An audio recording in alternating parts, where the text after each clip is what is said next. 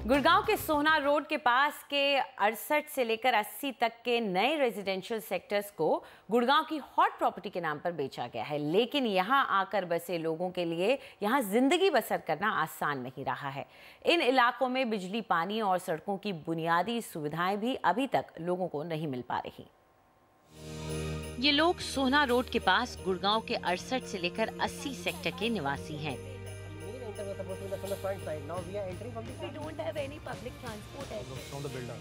इन्हें साल भर पहले अपने फ्लैट्स का कब्जा मिला, लेकिन यहाँ रहना उनके लिए किसी सजा से कम नहीं है। बिजली और पानी के कनेक्शन के बगैर यहाँ के निवासी टैंकरों से मिलने वाले पानी और महंगी बिजली खरीदकर किसी तरह गुजारा कर रहे हैं। उनके सेक्टरों को सोहना रोड से जोड़ने का वादा भी अभी पूरा नहीं हुआ है। एक टेम्प्रेरी रोड है जिसके थ्रू हमें आना पड़ रहा है, जो कि एक विलेज के थ्रू पास होती है, विच इज़ बहुत ही रिस्की है विमेन के लिए, specially with kids. School buses यहाँ पे नहीं आती हैं। हर परिवार करीब 6 लाख रुपए बाहरी और ढांचागत विकास के तौर पर दे चुका है, लेकिन उस पैसे से जो विकास होना चाहिए था वो कहीं नजर नहीं आता। हमने 2-3 बार अथॉरिटीज़ को चेज़ किया, उनसे हमने अपने कंसर्न्स रेज किए, पानी को लेके, सड़क को लेके, एसटीपी को लेके, कोई उनका जवाब नहीं है उस पर। It's like a blame game. उनको आप कुछ भी पूछोगे वो यही बोलेंगे कोर्ट में केस चल रहा है, हम कुछ नहीं कर सकते। वो अपनी लाचारी दिखाते हैं, रादर देन हमें कुछ सोल्यूशन दें, कुछ उस प्रॉब्लम का हल दें हमें। सेक्टर 68 से लेकर 80 में पानी, बिजली और सड़क की समस्या को देखते हुए पंजाब व हरियाणा हाई कोर्ट ने इस साल जनवरी में बिल्डरों को तब तक ऑक्यूपेशन सर्टिफिकेट देने पर रोक लगा दी जब तक इस समस्या का हल नहीं निकलता। पंजाब और हरियाणा हाईकोर्ट ने हरियाणा सरकार को आड़े हाथों लेते हुए कहा कि इन 13 सेक्टरों में बुनियादी सुविधाएं बनाने के बजाय वो बिल्डरों को कॉलोनी बनाने के लाइसेंस बेचकर पैसे कमाने में लगी है। जमीन पर मुकदमेबाजी से हरियाणा शहरी विकास प्राधिकरण के विकास के मंसूबों पर भी लगाम लग गई है। वाटर है वो अटमोस्ट प्रायोरिटी है, उसके लिए अभी हम बिल्डर से भी हमारी मीटिंग हुई थी और टेम्परेरी सॉल्यूशन तो हम जल्दी ही निकाल रहे हैं। और सेक्टर 51 बूस्टिंग स्टेशन से पानी सप्लाई करने का, और बाकी ये है कि इस पूरे प्रोजेक्ट में भी ये है कि 2 से 2.5 साल का, क्योंकि लैंड एक्वायर करनी है, लैंड एक्वायर अभी उसमें हुई नहीं है, तो लैंड एक्विजिशन प्रोसेस में भी 1.5 से 2 साल लगेगा। उसके बाद में फिर ये है कि सर्विसेज जो परमानेंट सॉल्यूशन है वो तो 2.5 साल तो इसमें कम से कम लगेगा। सदर्न पेरिफेरल रोड जो 68 से लेकर 80 सेक्टर की अहम सड़क मानी जाती है, उसके बारे में भी हुडा ने स्थिति साफ कर दी। उसका भी कोर्ट में चल रहा है, तो वो भी टेकअप कर रहे हैं वहाँ पे कोर्ट में। टाइमलाइन तो कोर्ट केसेस में कुछ भी नहीं कह सकते। बुनियादी सुविधाओं के बिना प्रोजेक्ट्स को ओसी जारी करने के मामले पर इसी महीने सुनवाई होगी। जब तक फैसला नहीं आ जाता तब तक डेवलपर्स के पास इंतजार के अलावा कोई और चारा नहीं है।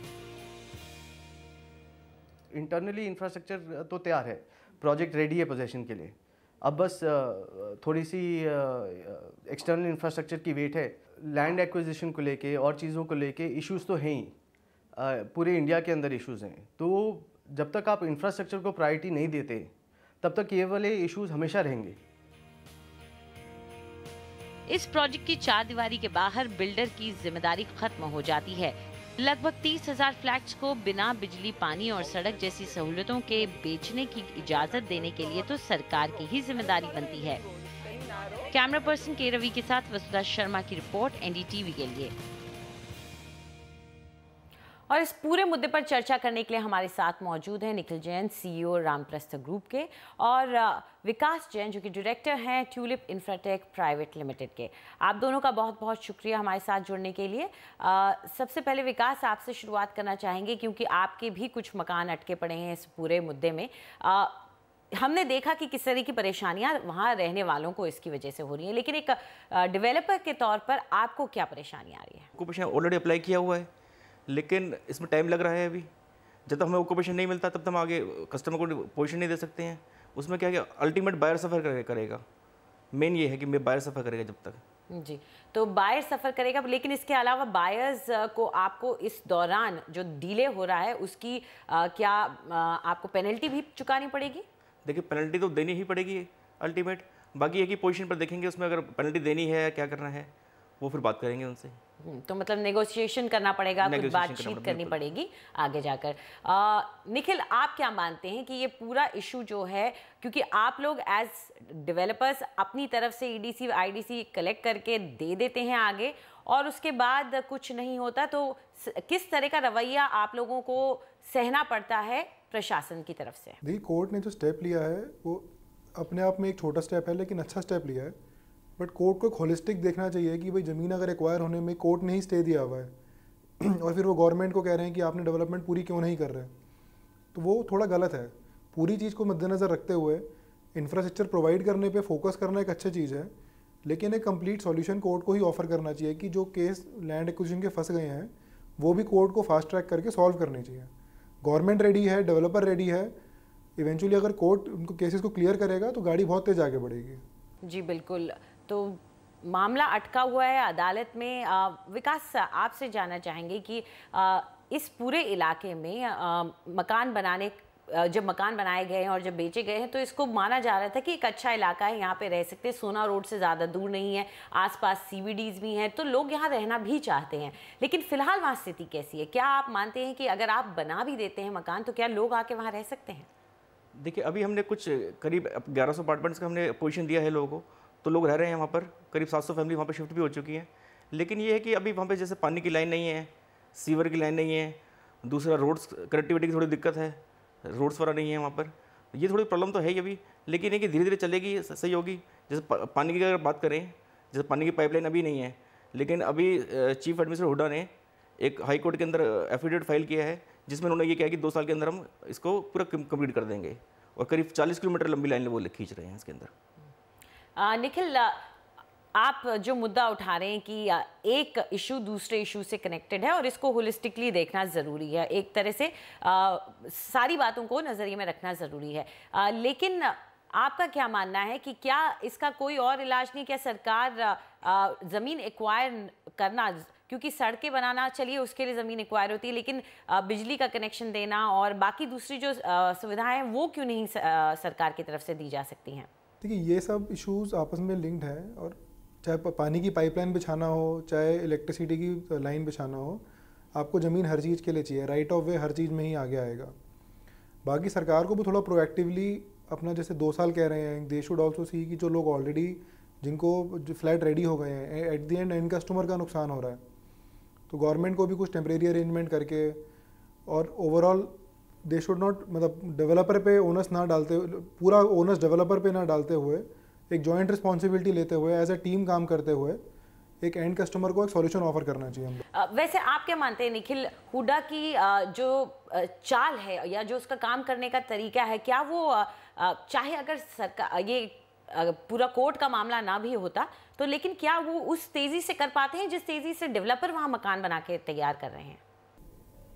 देखिए, डेवलपर तो एक प्राइवेट पार्टी हो गई, और हमारी कंट्री में प्राइवेट पार्टी गवर्नमेंट पार्टी से थोड़ा फास्ट ही भागते हैं।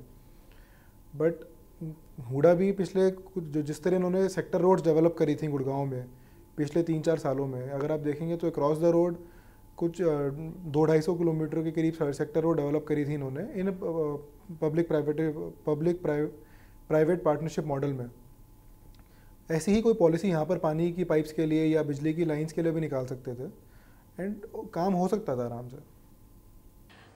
ओसी जब तक नहीं मिलता है तब तक आप लोगों के पास क्या चारा रह जाता है? विकास, आप लोग क्या करेंगे अभी इस प्रॉब्लम से जूझने के लिए? अभी तो वेट कर रहे हैं कोर्ट के ऑर्डर का, 1-2 महीने कोर्ट का ऑर्डर का वेट करेंगे, उसके बाद कोई ना कोई स्टेप तो उठाना पड़ेगा इसके अंदर कि क्या क्या अल्टीमेट तो नहीं तो क्या होगा। जनरली होता भी यही है कि जो कस्टमर्स हैं वो प्रोटेस्ट करते हैं, मार्च करते हैं बिल्डर के यहाँ पर बिना फैक्ट्स को जाने। उनको लगता है कि बिल्डर परेशान कर रहा है, लेकिन अल्टीमेट बिल्डर भी क्या करे, बिल्डर गवर्नमेंट से परेशान होकर नहीं दे पाता पोजीशन। जब तक तो ऑक्यूपेशन नहीं मिल पाएगा तो पोजीशन नहीं दे पाएगा आगे वो। तो इस बात को ये जो बात है कि सड़क वहाँ पे नहीं बन पा रही है, या बिजली नहीं है, या पानी का कनेक्शन नहीं है, क्या इस बात को आप लोग समझा पाते हैं कस्टमर को कि अभी वहाँ अगर आप दे भी देंगे, पोजेशन वहाँ हो भी जाता है, तो वहाँ जाके वो करेंगे क्या? क्या ये बात कस्टमर समझ पाता है? कस्टमर समझता तो है, लेकिन उसमें भी क्या प्रॉब्लम आती है, जैसे आज हमारे जो हमने ऑलरेडी पोजीशन दे रखे हैं उसके अंदर हमने करीब 2.25 साल पहले या 2.5 साल पहले हमने कनेक्शन बिजली का अप्लाई किया हुआ है, लेकिन आज तक हमें बिजली नहीं मिल पाई है। अभी भी हम 2-2.5 साल पहले से आपने बिजली का हाँ जी कनेक्शन अप्लाई किया हुआ है, मैं 2.5 साल पहले नवंबर 2012 के अंदर हम कनेक्शन अप्लाई किया था, लेकिन अभी तक कनेक्शन नहीं मिल पाया है। सारा इंफ्रास्ट्रक्चर हमारा रेडी है, करोड़ों रुपये उस पर लगा चुके हैं हम, 5 किलोमीटर दूर से लंबी लाइन भी लेकर आ रहे हैं उसके अंदर। और अभी हम क्या कर रहे हैं, जो जनरेटर से हम उनको बिजली दे रहे हैं, जनरेटर से बिजली देने का मतलब ये 17 रुपये हमें कॉस्टिंग घर में करती है वो, लेकिन जो हम आगे दे रहे हैं बिजली वो जो गवर्नमेंट का रेट है उसके रेट के ऊपर दे रहे हैं, तो जो भी लॉस है वो हम ही बियर कर रहे हैं अभी तक।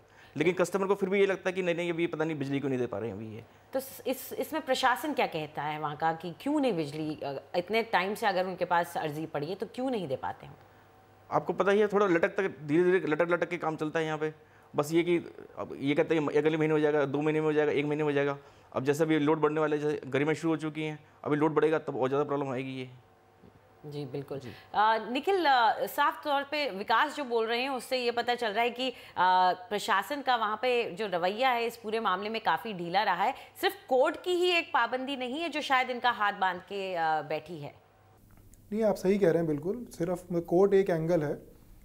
डेफिनेटली प्रशासन ने जब 10 साल पहले मास्टर प्लान लेकर आए थे 2005 में, अगर उसी टाइम पे उन्होंने थोड़ी प्लानिंग स्टार्ट करी होती तो आज हम किसी दूसरे स्टेज पे खड़े होते। Proper roads, water line, sewerage line सब तैयार होता।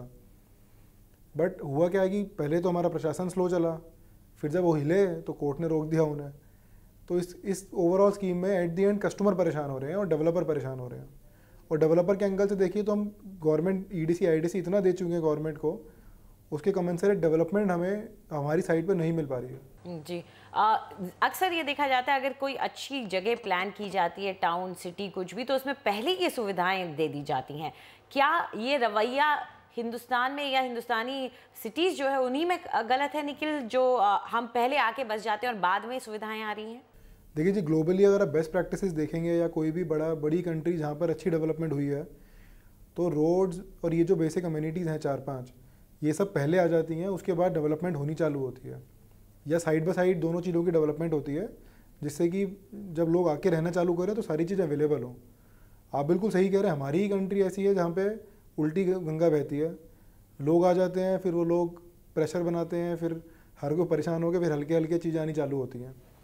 आप दिल्ली का भी एग्जांपल देखेंगे तो द्वारका सबसिटी बनी थी तो वहाँ पे रोड एक्सेस नहीं था, इंटरनल रोड नहीं थे, बिजली कम आती थी, पानी तो आज भी आता ही नहीं आता, पता है सबको। तो ओवरऑल थोड़ा हमारा सिटी डेवलपमेंट का मॉडल कंट्री का थोड़ा एक रीसेट होना मांग रहा है।